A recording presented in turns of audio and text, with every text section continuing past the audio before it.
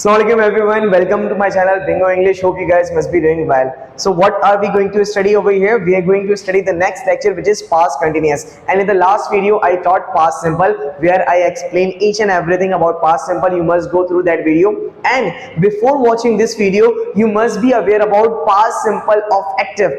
आपको past simple का active sentence भी पता होना चाहिए. Just like I was speaking English, I was using mobile, they were operating computer, and my mother was cooking food. So these sort of sentences must be aware. Fine, without knowing active sentences, you cannot go to make the passive sentences. आपको active sentence का पता होना जरूरी है. So before this video, you can go through active sentences as well, and then you can come over here. Then directly I will explain you about it, but before telling you something, direct बताने से पहले in the past simple और मैंने previous present simple की video में बहुत सारी explanation दी हुई है, like why do we convert active into passive. but मैं दोबारा बताऊंगा, हम active को passive को बनाते हैं active के subject को छुपाने के लिए. just like I was speaking English, तो ये आपका जो है sentence कौन सा है? ये सेंटेंस है एक्टिव का.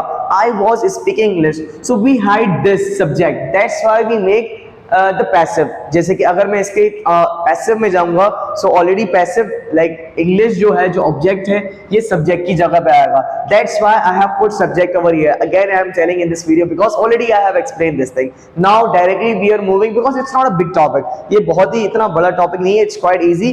You just need to understand the formation about it. सिर्फ आपको फॉर्मेशन समझ में आ गई तो फिर सभी हो गया भाई. Then subject, was, verb, being, verb, third form. क्या है? Verb third form is mandatory, compulsory I would say. सारे passive में verb third form जो होती है वो mandatory होती है, compulsory होती है. You must be aware about third form. ठीक है, अब पढ़ते हैं like formation, subject, was, verb, not, being. क्या चेंज हो रहा है? सिर्फ being ही तो लग रहा है भाई, वही तो है. Subject, was, सिर्फ being ऐड करना है, बाकी वो है. मगर being ऐड करने से कुछ नहीं होगा. जो ऑब्जेक्ट होता है एक्टिव का, जो ऑब्जेक्ट होता है, it goes into the place of subject. That's why I have directly put subject over here. ठीक है, अब now we are going to make the sentences. Then let's see how are we able to make the sentence. First sentence है हमारा, she was teaching students. वो students को पढ़ा रही थी. It is very easy to translate, but how can we convert this sentence into passive? जो हमारा object है, इट्स क्वाइट इजी कि ऑब्जेक्ट जो होता है वो सब्जेक्ट की जगह पर आता है. Then the sentence will be students. Students हमारा प्लूरल है, तो इज देयर मीन वाज आएगा यहाँ पर. We have to check the main thing over here that students are plural. Students जो है वो प्लूरल है, तो प्लूरल के साथ हमारा वाज आएगा, वर आएगा, वर आएगा. Well done. Students were. फिर हमारे पास स्टूडेंट्स वर फॉर्मेशन में क्या है? बीइंग. बीइंग तो कंपलसरी है भाई, आपने नेगेटिव हो, इंट्रोगेटिव हो, सबके साथ लगाना है being. That is a rule of formation. Students were being, और उसके बाद हमारे पास वर्ब थर्ड फॉर्म है, तो यहाँ पे वर्ब क्या है? टीचिंग है. What is the third form of teaching? If you are not aware about the third form, so you must be aware. You have to learn third forms. Second, first, second, third. Third form तो आनी ही चाहिए. Teaching की हमारी third form होती है taught. अब बाकी का जो है वो लिखना जरूरी नहीं है, but I am writing over here students were being taught by. जो हमारा सब्जेक्ट है वो जब ऑब्जेक्ट की जगह आता है, इट बिकम्स her. जैसे कि she है तो her, he है तो him. So you already I have explained in previous videos. तो जब भी मैं थोड़ा सा एक बहुत ही छोटा सा टॉपिक है, that's why I'm going a bit rapidly. अब यहाँ पर है my mother was baking a cake. Sorry, my mother was not baking a cake. मेरी अम्मी जो है वो केक नहीं बना रही थी. So what would be the like passive of this sentence? हमारा जो a cake है, अब केक लिख दो, a cake. चलो मैंने a cake लिख दिया. A cake, ये सिंगुलर है ना, तो यहाँ पे was ही आएगा. A cake was हो गया, ऑब्जेक्ट से सब्जेक्ट में लगा दिया हमने, and then a cake was being. Excellent, you guys are great. You guys are giving me the answer. Oh my goodness. A cake was being. फिर उसके बाद यहाँ पे baking की हमारी थर्ड फॉर्म क्या होती है? It's baked. आप मेक भी लगा सकते हो. My mother was not making a cake और baking a cake, both are correct, both are absolutely right. ठीक है, a cake was being baked. अब आपने अगर मेंशन करना है, कंपलसरी है कि मदर का बताना कि मदर के जरिए बनाया गया था भाई, तो आप लगा दें यहाँ पे by my mother. That is the ultimate answer. तो फिर the next sentence is here, जो कि अफर्मेटिव है, नेगेटिव है. मैं you know what do students do? Students just go to make the affirmative. We have to make negative and interrogative as well, guys, please. यहाँ पे हमारा interrogative है. Were you writing a letter? क्या तुम letter लिख रहे थे?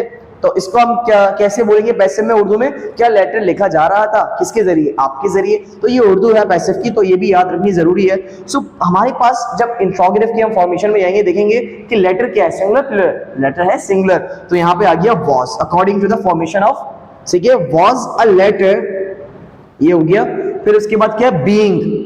देखो फॉर्मेशन से चलना है, formation will be easier to understand, some time students become more efficient कि उनको फॉर्मेशन की जरूरत ही नहीं होती। वाज अ लेटर बीइंग, इसकी राइटिंग की थर्ड फॉर्म क्या है? Written. What was a letter being written, then by, किसके जरिए? यू। एक्सीलेंट। यू का जो सब्जेक्ट होता है वो यू ही रहता है, then question mark we are supposed to put, ठीक है। यहाँ पे कहानी लास्ट हमारा सेंटेंस है, ही वाज यूजिंग मोबाइल, तो इसका तो आप ही बता दें भाई क्या होगा।